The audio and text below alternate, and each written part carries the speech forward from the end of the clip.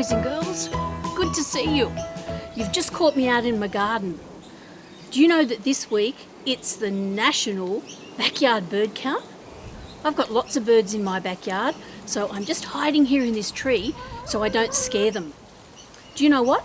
I've already seen 2 noisy myna birds, and I can hear lorikeets. And as soon as I see a bird, I write it down here, so I know how many birds are visiting my backyard.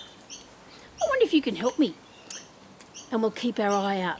If you haven't got binoculars, don't worry. You can just sit in your yard and look at the birds around you. Let's see what other birds we can find today.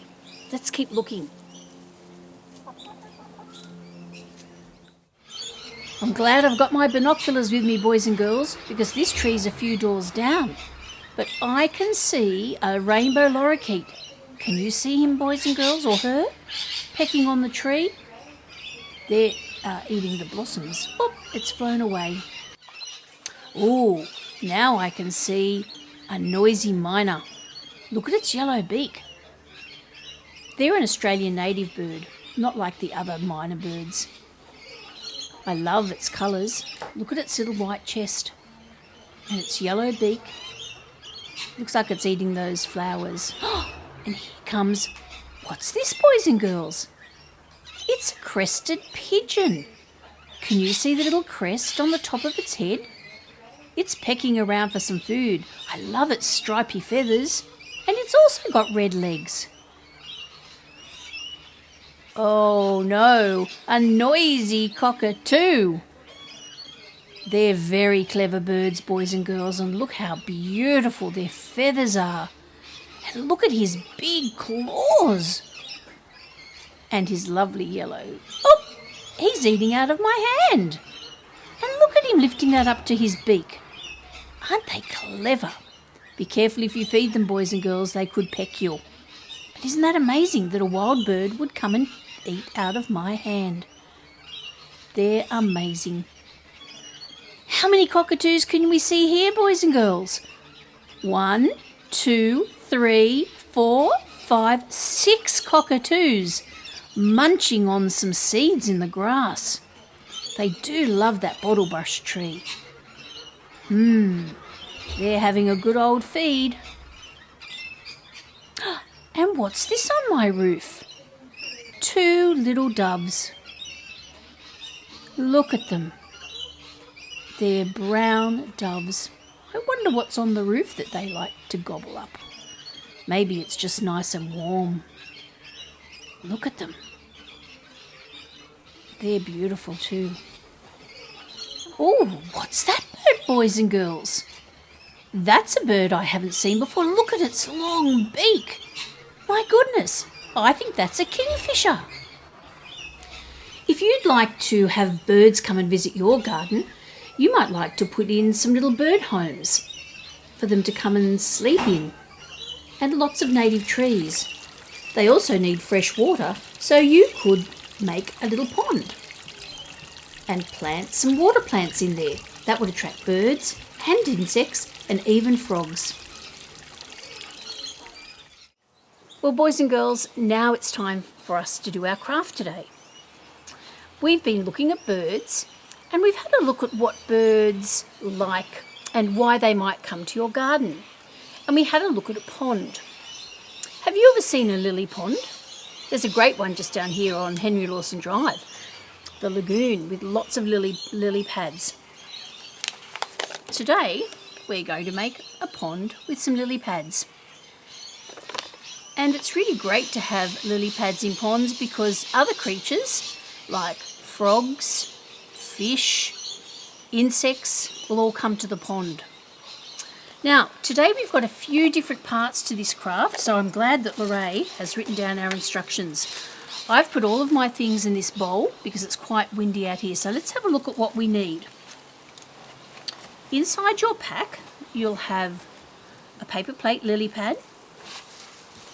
You'll have a lovely flower, some yellow paper, and a piece of white paper.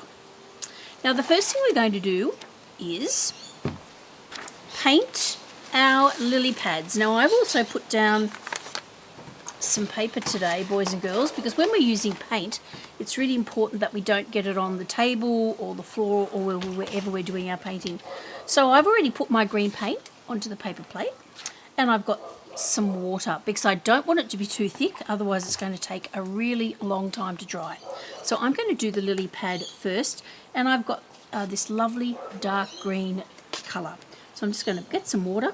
I'm even just going to put water. Can you see what I'm doing, boys and girls?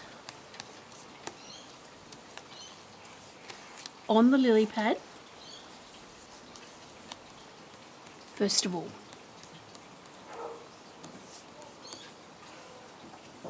Can you see what I've done here, boys and girls? I've just put water all over my lily pad. Then I'm going to get some paint, and I'm going to start painting. And because I've already got water on the lily pad, it's going to make it nice and smooth, but it's also going to make it not too thick, and it will dry really easily because we want things to dry fairly quickly today.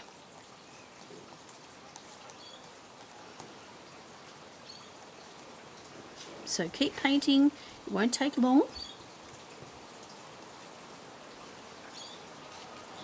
Cover the whole thing really well so that the whole piece of paper is fully covered with green paint. Can you see what I'm doing, boys and girls? A lovely green lily pad. You can use any shade of green that you like. Light green, dark green, whatever you like. So because I've done it fairly lightly, that's nearly dry already, boys and girls, which is fantastic. So one lily pad. Let's see if I've got another one. I think Lorraine actually may have given you two. So I won't paint that one for now, but you can paint up your second one with the green. Now don't forget to just put the green paintbrush back on the green paint. Now, what comes next? I'm going to take my white piece of paper. Now Lorraine's told us something tricky here today. She's mentioned about putting some salt on the page. Now, I don't know what that does, actually. Let's see if Lorraine tells us what that does. Mix up, sprinkle some salt in wavy lines across your paper. So you don't have to do that, boys and girls, if you don't want.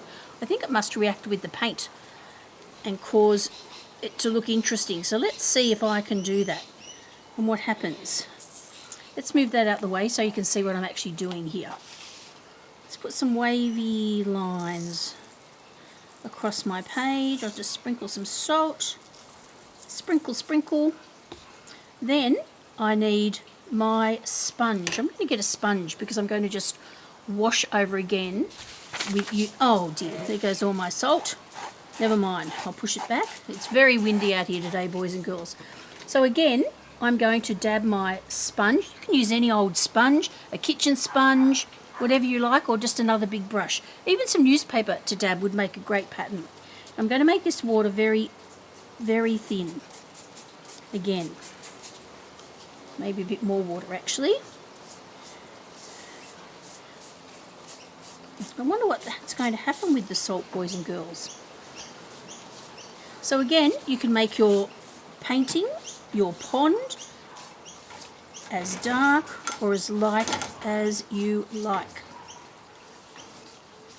Try to make sure you get to all the corners. I'm going onto my cardboard underneath, but that doesn't matter. That's why the cardboard's there. And once you've done that, boys and girls, when that dries, you could even add in some wavy lines yourself with your brush. But the salt actually just gives it a bit of a different effect too. It doesn't look rough, it looks crinkled. I'm just going to add in a few little wavy lines there myself as well. Alright, so I've got my blue lily pond and I've got my lily pad. Now you will have two lily pads. So that paint is actually drying. While it's still a bit wet, I can actually just put that lily pad onto the wet paint. You might like to wait till it dries, that's up to you. I'm going to put a little bit of glue under here as well, just to make sure that my lily pad stays nice and firm. I wonder what creatures you might find on a lily pad. What about a frog? Maybe at the end of your picture you could cut out a frog and place it on your lily pad. You might find a picture of a striped marsh frog. They live in our area. We've even had one in our swimming pool. Okay, the next thing we're going to do, boys and girls, is to take out this beautiful flower. Now, this is quite a tricky flower because we have to put the parts together. Again, I'm going to move that over here to dry. Now, the first thing we need to do is, oh dear, I'm getting blue paint all over this, boys and girls, is just to get the star. Can you see the yellow star? Because that's going to be our base.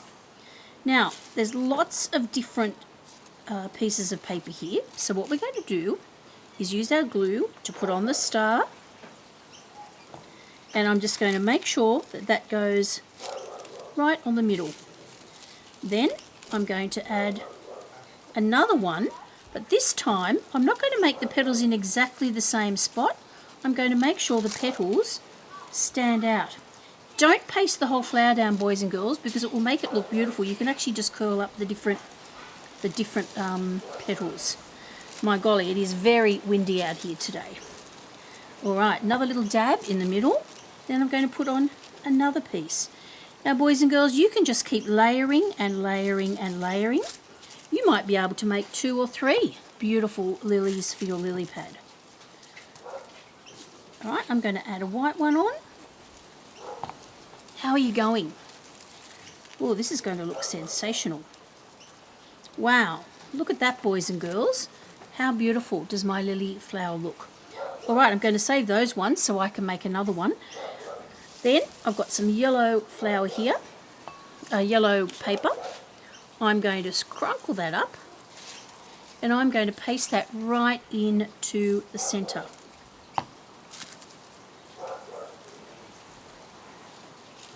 Just like that, boys and girls.